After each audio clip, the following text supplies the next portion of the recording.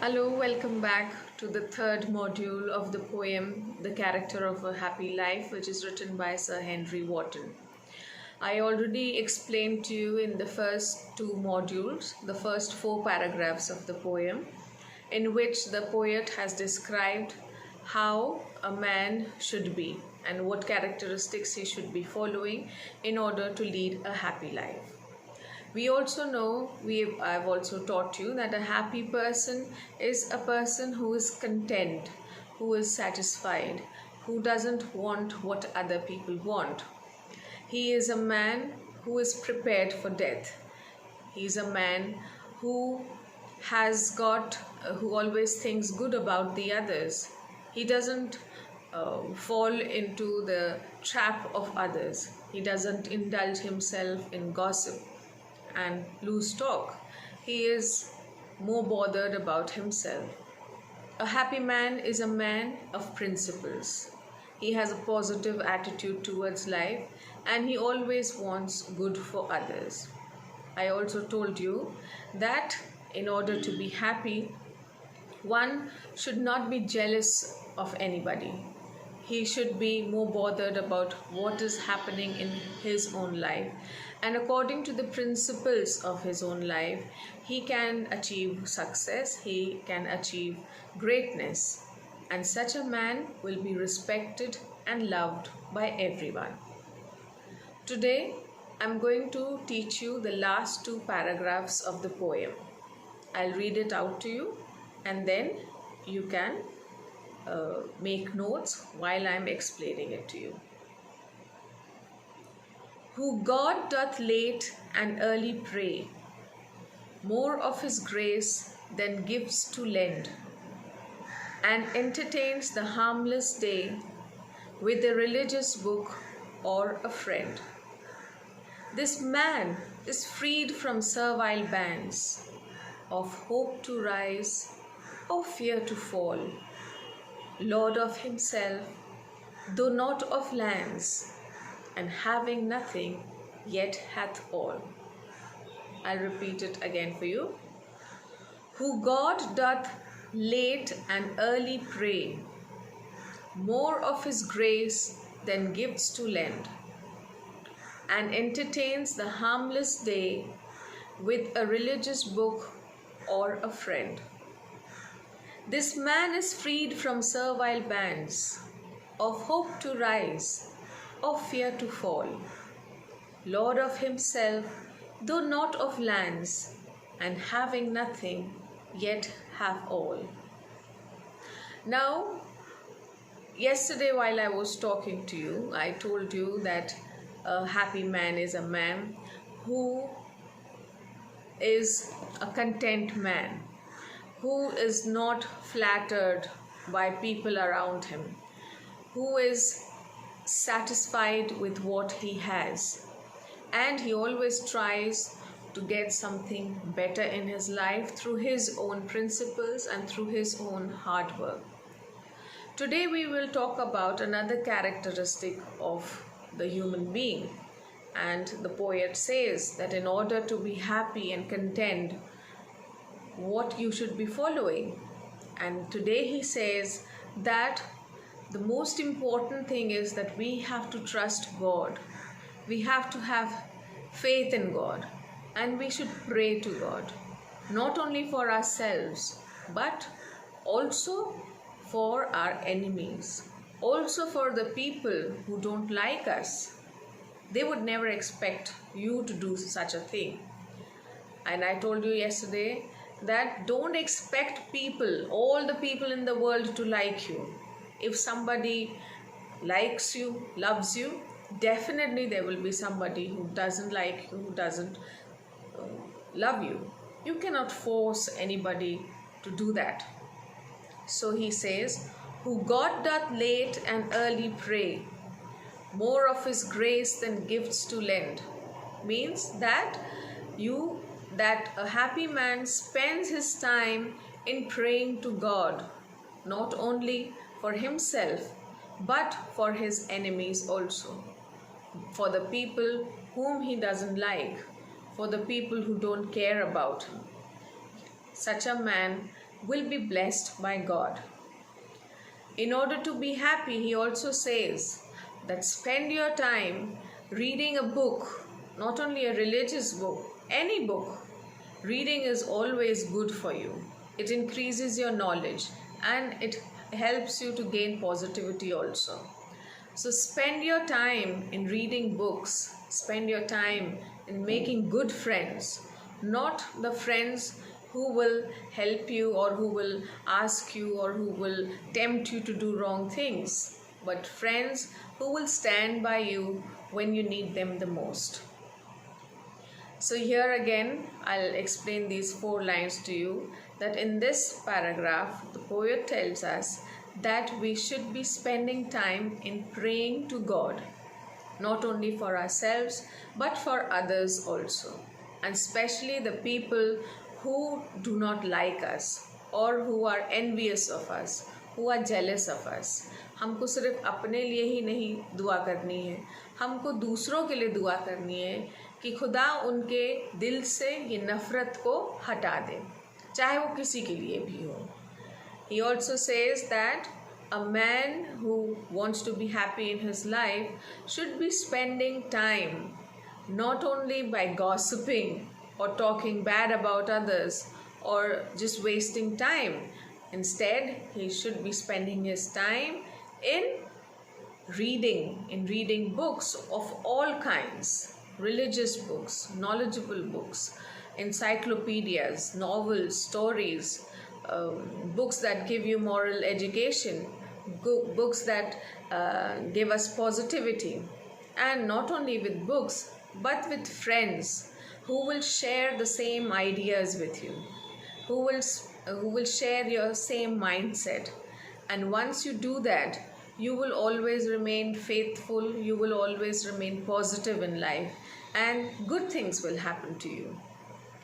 The last paragraph he says, this man is freed from servile bands of hope to rise and fear to fall, Lord of himself, though not of lands, and having nothing, he hath all. In this last paragraph, he says that such a man who follows all these characteristics that I have explained to you will be free from slavery of materialism, slavery of the negativity around you. He says that such a man will not be affected by the rise and fall of time, by the incidents that happen with you. He says that this man will be full of hope. He will be full of desires. He will have a great reverence for God. In other words, in a simpler English, कि इस आदमी को जो ये सब characteristics जो अभी समझाए हैं वो फॉलो करेगा तो वो किसी चीज़ से बंधा नहीं होगा और किसी कुछ भी ज़िंदगी में जो उतार चढ़ाव आएंगे उससे इस आदमी को कोई फ़र्क नहीं पड़ेगा क्योंकि वो अंदर से इतना स्ट्रॉन्ग है. He has a strong self-esteem, his conscience is strong, he's a man of principles. So the rise and fall in life will not have an adverse effect on his life. He will be able to see and face the challenges of life with a strong willpower and with a fighting spirit. And he says that Lord of himself, this is an oxymoron, a figure of speech, as I have told you. Again, I'll repeat the line. Lord of himself, and though not of lands, and having nothing, he hath all. Means he is Lord of himself. वो अपने आप में ही एक राजा की तरह है. उसको property, bank balance, गाड़ी, car, he doesn't want all that. He is so satisfied. He is so content with what he has. He doesn't want the riches of the world. He is so he feels rich within himself because his heart is pure. He has peace in his heart, and that's what That's what people are fighting for. They want peace. जब तक अंदर से सुकून नहीं मिलेगा तब तक हम लोग आपस में लड़ते ही रहेंगे, झगड़ते रहेंगे, and which is not good enough for us. So the writer in these two lines, which sums up the poem beautifully, पूरा पोइट्री का जो सार है वो इन 2 लाइनों में है कि उसको कुछ नहीं चाहिए. He doesn't want anything. He is a Lord of himself. He is a satisfied man. Because he does not want the riches of life, but he wants peace in his life, peace in his heart, peace in his mind. And the last line says, having nothing he hath all. Maybe उसके पास गाड़ी, बंगला, bank balance और कपड़े, अच्छा खाने को, अच्छा पहनने को शायद ना हो, पर उसके पास एक सुकून भरी ज़िंदगी होगी. So he might not have the materialistic richness that life offers us, but he will have peace of mind and heart. He will be fearless, he will be sincere, and he doesn't bother about anything because he's so content with life, he's so satisfied. And once a man is satisfied, he is happy forever. Okay, so just to sum up the whole poem once again for you, the character of a happy life, Sir Henry Wotton has given us certain characters. If we follow those characters, if we have those quality in us, then perhaps we will also be one of the happiest beings in the world. And what we have to do, we have to be our own leader. We have to be honest. A man has to be honest. He has his own principles. He has a conscience. He has an intellect which tells him what is right, what is wrong. He can differentiate between right and wrong, between good and bad on his own. He doesn't follow anybody blindly. He has his own rules. He understands what is good for him and what is bad for him. He is responsible. He is fearless. He is sincere. He is not jealous of anybody. He is prepared for the worst. He is prepared for death. He is prepared for he doesn't spend his time in gossiping about others and in loose talk, or contemplating about or scheming about others.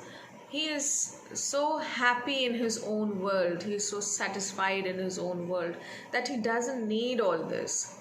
He prays to God not only for himself but also for everybody around him, also especially for people who don't like him, because he passes his time in reading good books, in reading positive books, and he has a very positive thought frame around him.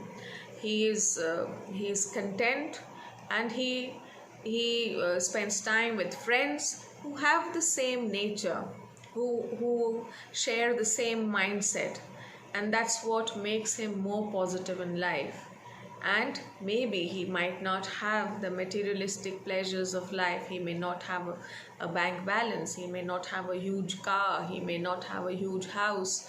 But he will have a family, because he will have the same, his family will also have the same mindset. His family might also have the same principles. So they will have peace of mind and heart. And that is what is more important. That is what we actually need in our life at any time. And if we have this sincerity and peace and satisfaction within ourselves, then life will be a happy life.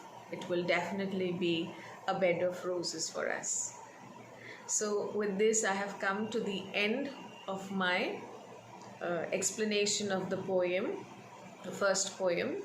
I would request you that when you come, when you get online with the fourth part of or the fourth day of this lecture or this module, please bring a copy and a pen. You may write in rough also if you don't have a fair copy. and I'll be dictating the central idea and the references to you. So I hope that I'm able to get in touch with as many as possible. I can just pray for you. Stay safe and see you soon. Bye bye.